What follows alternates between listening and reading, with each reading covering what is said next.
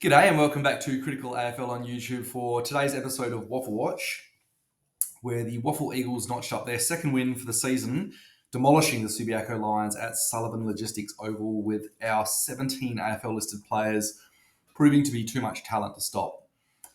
For today's episode, I'll be covering a brief overview of the win, who our best players were, including AFL and WAFL listed, and then my key takeaways from the match before finally my predictions for who is pushing for a spot in the AFL side next week, where there should be a few openings after the big loss against GWS last night. So I think we all know it's been a rough few years for the West Coast Eagles and the WAFL, and this year particularly I felt a bit surprised at our lack of wins so far. But right from the first bounce today, it was almost immediately clear that we were going to charge our way to our second win of the season. Within the first minute, we easily slotted our first goal for the game through Matt Owies. The transition from the ruck to inside 50 and goal had very little resistance, and it all came down to my word of the weekend from last night, which is class. So not only did we have that 17 AFL listed players, but there were a handful of senior stars led by Matt Owies, Tom Cole, Jack Petruccelli, Jaden Hunt. And those senior players weren't necessarily our best out there. Owies probably was, but that mixture of experience alongside our young talent was the combination that our WAFL side has been missing all year, I realise. We finished the first quarter, I think 6-1 before Subiaco worked their way to something close to being back in the game in the second quarter, before we pretty much put it almost out of reach again in the third.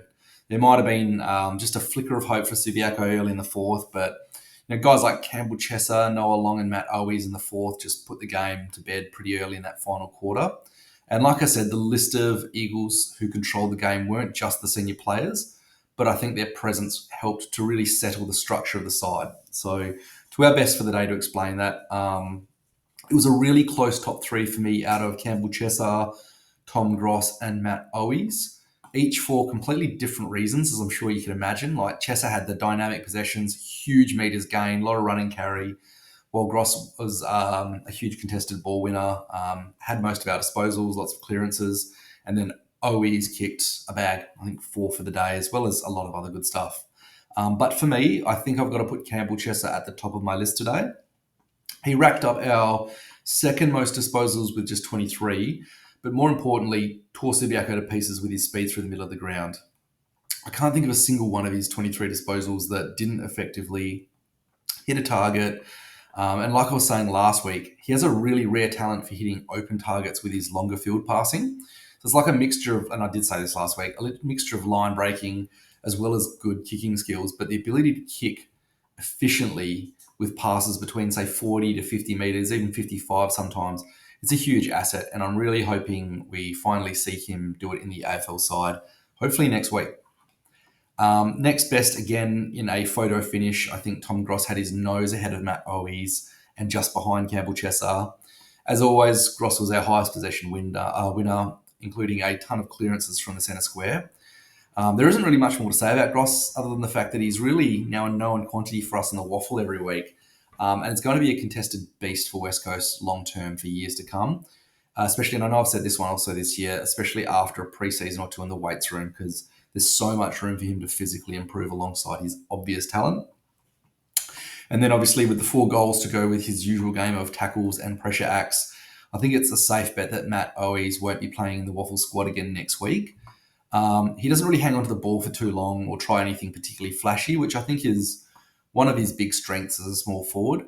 But most importantly, and especially today, as a senior AFL player, you could actually see the entire forward line structuring themselves around the example that he set.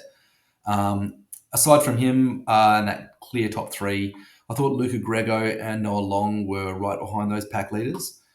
Grego had his best first half I've seen all year, just stepping around opponents off halfback consistently and looking the closest he's been to an AFL debut, but he did go a little bit quiet by the end of the game and did finish with under 20 possessions, but I think he was still really good, especially that first half. Noah Long had 3 goals as well, to go with a lot of involvement in possession chains further up the field, finishing with his best game this season as well. Personally, I really hope Malachi Champion stays in the AFL squad next week, but it's a pretty good problem for us to have that there's a ton of depth waiting on our list for small forwards. Um, the list of guys who played well is actually really big. I don't think anyone didn't play well, to be honest. So I'll just run through a few other names like Tom Cole, Colin Livingston, Rhett Bazzo, and Jack Petrocelli. And then out of our WAFL listed players, Josh Burke really stood out in a side that only had a handful of WAFL listed players out there. He's a really good shot on goal, kicking too early, and showed really clean skills whenever he got his hands on the ball. Which pretty much just brings me to the key takeaways. And my one key takeaway from today's match was that I really hope we don't rush our senior AFL players back into the best 23 just because of their reputation. Having a handful of experienced AFL players on the WAFL side, like I've already said, did so much for our twos. The balance of having them alongside that first year talent, even second year talent, it's exactly the right formula to start winning in the WAFL. And I don't really want to give the impression that I'm saying this because I care more about the WAFL Eagles than our AFL side, because it's actually more that I think the AFL side is already set up enough for our younger guys to come in and probably have just the same impact as the likes of, Hunt, Cole, Owies and Petch. But the WAFL side, on the other hand, needs these guys desperately. It's actually something I said during the preseason when we lost Dom Sheed to the ACL. Now he's obviously retired, that I really hope that he and other senior guys can lead in the WAFL this year, and we really haven't seen much of it. So I really hope that the selection committee see it the same way when they're picking the team this Thursday. Although I can't see Owies at the very least being kept in the WAFL. I think he's almost a sure thing. But that's probably the perfect note to move on to the final segment of WAFL Watch, which is my predictions for selection next week. It's probably going to be the hardest week all year to predict. So right off the bat, there are more players putting their hand up to push into the AFL side than any other week. And I'll go through them in a second. And also, given the performance against GWS last night, the opportunities for the top performing WAFL Eagles to displace that AFL 23 are actually quite high too. And what I think the number of changes will actually come down to is probably exercising a bit of caution and restraint from changing too many, since there's usually a tipping point, and I know a lot of coaches will say this, for how many changes you can make before disrupting the squad. And I think that number doesn't usually like to get above 4 voluntary changes personally. So you could see more changes if there's like disastrous amounts of injuries or guys needing rest. But as far as voluntary changes go, I don't think I've seen more than 4, and I think it could be pretty disruptive to do that. So just let's take a look at who they could be. At the top of my players pushing for a spot in the AFL 23, like I said, is Matt Owies. I think not only was he a class above his opponents today, but it's fair to say that he generally has a spot reserved for him in the AFL side, unless something goes drastically bad with his form. And he was really just coming back from a short-term injury through the WAFL more as a run-up.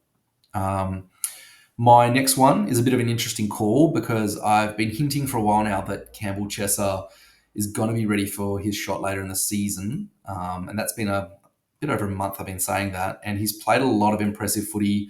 But then today he went up a gear, and I think he should be demanding a spot on the back of today's performance.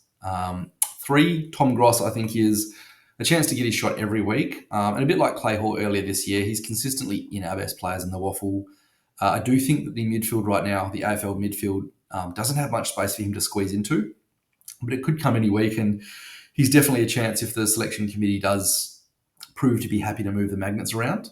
I also think Tom Cole was someone who had a really reliable, known quantity performance that was above the WAFL standard. I do think that, like Owies, just based on reputations already, it doesn't take as many good games in a row for the senior guys to say they're ready to come back into the AFL side. So he's also a pretty good chance. But then other than those 4, also in consideration could be Jaden Hunt, again, purely based on his reputation as a senior AFL leader, although I think less likely than the others. Archer Reid or Rhett Bazzo could also push into the AFL squad, depending on how they want to swing the magnets. I mean, Reid especially could be in favour just after Jack Williams was subbed off on Friday night. Those two tend to swap back and forward quite a bit, and sub is usually a little bit of an indicator. I mean, Archer Reid was quite good today. He wasn't quite in that top tier, but he definitely had a good enough game to be asking the question if Jack Williams is being, I suppose, pushed back a little bit. Well, lastly, I do think Luca Grego could be a dark horse for a debut in the coming weeks. Like I said, though, there's got to be at least 8 players asking to be selected in the side to play Port next week. And I think it's likely that there's going to be a cap of around 4 changes if the Eagles want to play it responsibly. Personally, I think the order of most likely to least likely in my list this week was the hardest for me to put together all year.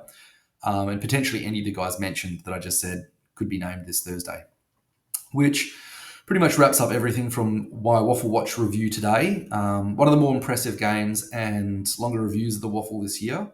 As always, if you haven't subscribed to this channel, please consider hitting that subscribe button.